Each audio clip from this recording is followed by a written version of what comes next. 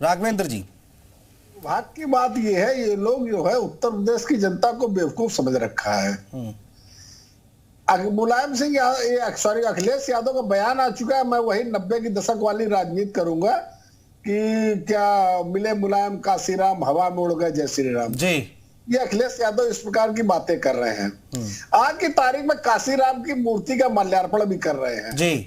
कमाल की बात है, ये मायावती जो दलितों की एक नेत्री है उसका चीरहरण करने वाले लोग हैं। स्टेट गेस्ट हाउस कांड उत्तर प्रदेश की जनता अभी भूली नहीं है। ये लोग ऊपरी सतही राजनीति करते हैं। आज की तारीख में जितना हम अपडेट हैं, उत्तर प्रदेश की जनता उतनी अपडेट है। जितना हमें ज्ञान है उतनी हमें लग रहा है उत्तर प्रदेश की जनता बराबर हमारे बराबर जानकारी रखती है कि समाजवादी पार्टी, बहुजन समाज पार्टी, कांग्रेस जैसे राजनीतिक दलों ने किस प्रकार से उत्तर प्रदेश को ठगने का काम किया है। भारतीय जनता पार्टी सबका साथ, सबका विकास, सबका विश्वास। लेकिन राघवेंद्र जी, आपके लिए दिक्कत पैदा करने की तैयारी यहां पर खड़ी कर रहे हैं। ये एक तबके को, एक जाति को, यहां पर अलग अलग वर्गों को एक साथ लाने की कोशिश कर रहे हैं और शायद इसीलिए स्वामी प्रसाद मौर्य बार बार उसी नारों को देख रहे हैं, ला रहे हैं। रामचरितमानस का भी जिक्र उन्होंने इसी मकसद से किया था, लगता है ऐसा। मैं उसी बात पे आ रहा था। अभी आजमगढ़ रामपुर में उपचुनाव हुए थे, इन्होंने पूरी कलाबाजी खाई थी। क्या स्थिति हुई? रामपुर में तो कोई चुनाव भी नहीं लड़ रहा था। भारतीय जनता पार्टी, समाजवादी पार्टी सामने सामने थी। 55% मुस्लिम वोट है वहां पर, क्यों धड़ाम हो गए? आजमगढ़ में तो ये चुनाव लड़ाने भी अपने भाई को नहीं गए जा पाए थे। ठीक है, 5 सीटों पर चुनाव उत्तर प्रदेश में हुआ था, मात्र अपनी पत्नी को चुनाव लड़ाने के अलावा ये कहीं चुनाव करने नहीं गए थे। ठीक है, अब समाजवादी, ठीक है। विवेक जी, जल्दी से, मैं 30 सेकंड दे रहा हूं, आप काउंटर कर लीजिए, फिर मैं जा रहा हूं कांग्रेस पार्टी के प्रवक्ता के पास। बोलिए। देखिए, आजमगढ़ की बात कर रहे थे, आजमगढ़ में सीट तक तो ये निकाल नहीं पाए। और सबसे बड़ी बात है, जो 70 साल की विपक्षी दलों को कोसने का ये काम करते हैं, तो ये श्रेय लेते हैं राम मंदिर का। इस राम मंदिर को, आंदोलन को खड़ा करने वाले तो स्वर्गीय प्रधानमंत्री राजीव गांधी जी थे। उस बात का भी श्रेय देते ना कांग्रेस को, लेकिन वहां पे ये मौन हो जाते हैं। भाई, भाजपा धर्म की जो ठेकेदार बनती है, इन्होंने तो धर्मों में विभेद पैदा करने का काम किया है। भाजपा ने राम मंदिर के चंदों में घोटाले करने का काम किया है, जमीनों में घोटाले करने का काम किया। ये राम के नाम की सियासत नहीं करते, ये राम को अवसरवादिता का घोतक बताते हैं। ठीक है, इस पर जवाब ले लेंगे। विकास श्रीवास्तव जी चर्चा में आए। विकास श्रीवास्तव जी, चुनावी माहौल होता है उत्तर प्रदेश में। राघवेंद्र जी दे दीजिएगा जवाब, इस पर दे दीजिएगा, मैं दे दूंगा मौका, बाकी मेहमान भी आ गए ना मेरे साथ। विकास श्रीवास्तव जी, भाई समाजवादी पार्टी की चर्चा होती है, बीजेपी की चर्चा होती है, राम मंदिर की हो रही है, भगवान राम की बात हो रही है, नारों की बात हो रही है, कांग्रेस पार्टी की बात कोई कब करेगा? ये जरा समझाइए उत्तर प्रदेश में। देखिए, कहीं नहीं हो रही है। चुनाव मुद्दों पे होता है और ये उत्तर प्रदेश है, ये मुद्दा परक राजनीति करता है। धर्म जाति नफरत के नाम पर वोट लेने की जो सियासत भारतीय जनता पार्टी कर रही है, ये काठ की हांडी बार बार चढ़ने वाली नहीं।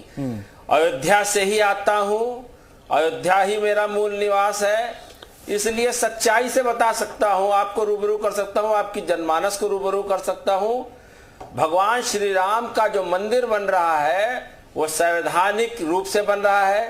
भारतीय संविधान के जो नियम था, lower court, high court, supreme court और भारतीय संविधान की मजबूती के साथ तथ्यों सबूतों के आधार पर जब बात सामने आई तो भगवान श्री राम का मंदिर बन रहा है। हाँ।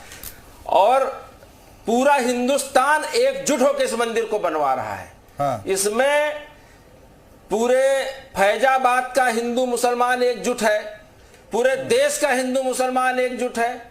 और अयोध्या में अगर भगवान श्री राम जी का जन्मभूमि स्थल है, अगर वहां राम का मंदिर नहीं बनेगा तो कहां बनेगा?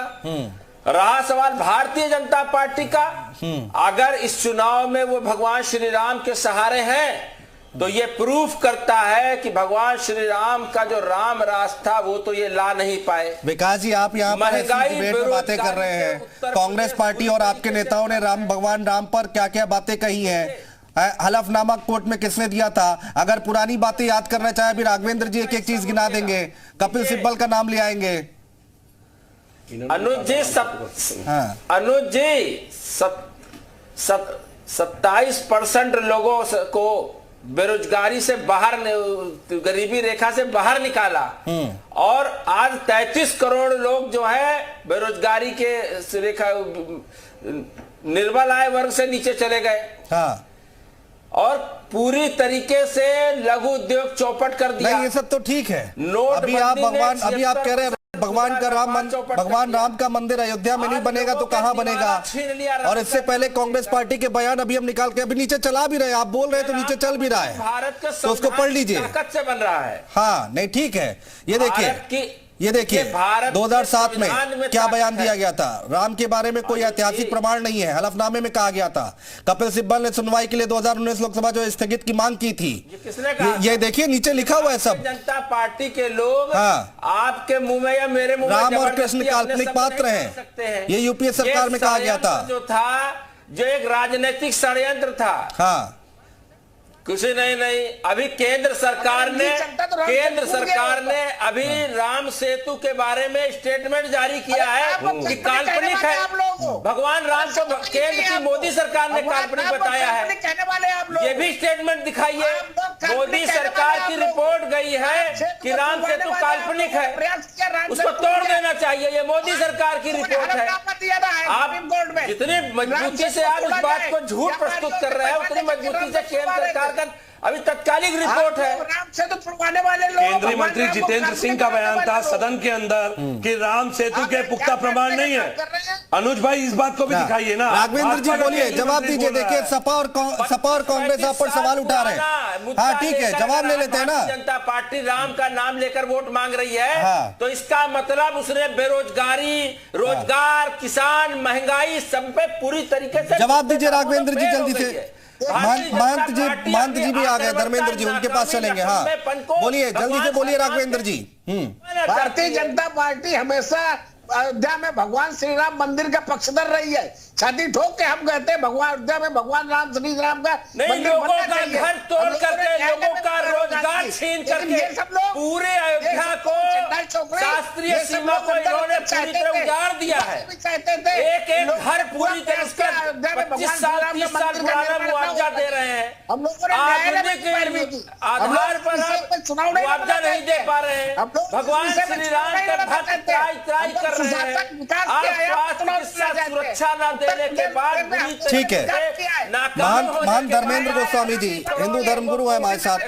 महंत जी आ रहा हूं, विवेक जी आ रहा हूं, थोड़ा पेशेंस रख लें, पूरा समय दूंगा अभी बहुत समय। महंत जी लगता है आपको 2024 का जो चुनाव हो रहा है उसमें भगवान राम का या राम मंदिर का केंद्र रहेगा, ये सब कुछ मुद्दे रहेंगे? संत समाज क्या सोचता है? देखिए 2024 का जो चुनाव होगा उसमें बहुत ही अलग तरीके का चुनाव होगा। सबसे सर्वप्रथम तो ये रहेगा, उसमें जाति व्यवस्था पूर्णतः खत्म हो चुकी होगी और प्योरली हिंदुत्व पर चुनाव होगा, क्योंकि सरकार बहुमत से बनेगी। आज बहुमत किसका है ये जानते। दूसरा विषय ये है ही नहीं कि राजनीति या धार्मिक जो भी आप ये कटाक्ष करते हैं दूसरे के ऊपर, जो भी राजनीतिक हैं इनको पता ही नहीं है। हम इनसे बहुत ऊपर जा चुके हैं, इनकी सोच को अपडेट होना चाहिए, क्योंकि भारत भी आधुनिकता की ओर बढ़ चुका है और हमको हर तरह से अब शिक्षा, स्वास्थ्य, रोजगार के साथ साथ उस टेक्नोलॉजी को अपनाना पड़ेगा जिससे कि हमारा विकास हो, हमें रोजगार मिले। खाली किताबें पढ़ने से या बातें बनाने से हमको रोजगार नहीं मिलेगा। आने वाली जो युवा पीढ़ी है उसको रोजगार की अति आवश्यकता है। तो उसके लिए संतों ने भी अलग तरीके से सरकार के साथ मिलकर कुछ ऐसे प्रोग्राम आयोजित किए हैं जिनसे शिक्षा, स्वास्थ्य, रोजगार को भी दृढ़ बनाया जाएगा और हमारे युवा, आने वाली जो युवा पीढ़ी है उसको अब बताया जा रहा है कि धर्म तो अपना है, हम हिंदू हैं, हमारा धर्म क्या है वो भी बहुत अच्छे से जानते हैं। राम मंदिर बन रहा है, उस पर वो बहुत शांति प्रिय सिर्फ दर्शन करने के इंतजार करना चाहते हैं कि बहुत जल्द 1 जनवरी 2024 को हम दर्शन करेंगे और पूरा देश ही नहीं पूरा विश्व उसका दर्शन करेगा। लेकिन अभी जो पिछले शब्दों में या स्वामी प्रसाद मौर्य ने अभी जो पीछे कहा है हवा में उड़ गए, ये घृणित मानसिकता वाले लोग हैं, ये राक्षसी प्रवृत्ति वाले लोग हैं। आप ये देखिए कि आज तक राक्षसों का संहार हुआ है, आज तक मतलब मैं कहूंगा कि जो दुर्दशा वाली मौत दी गई है वो राक्षसों को दी गई है। आज संवैधानिक अगर हम बात करते हैं, अगर संविधान बीच में ना होता तो ऐसे राक्षसों को तो हम अभी संहार कर देते। लेकिन हम नहीं, संगार वगैरह कानून मत के साथ कीजिए। साथ आप साधु धर्म संत के हैं, साथ-साथ- अच्छा नहीं लगता है आप लोगों के मुंह से ये सब बातें सुनना। नहीं, हाँ। हम बात काट रहे हैं अपनी खुद ही, हाँ। क्योंकि हम संवैधानिक हैं।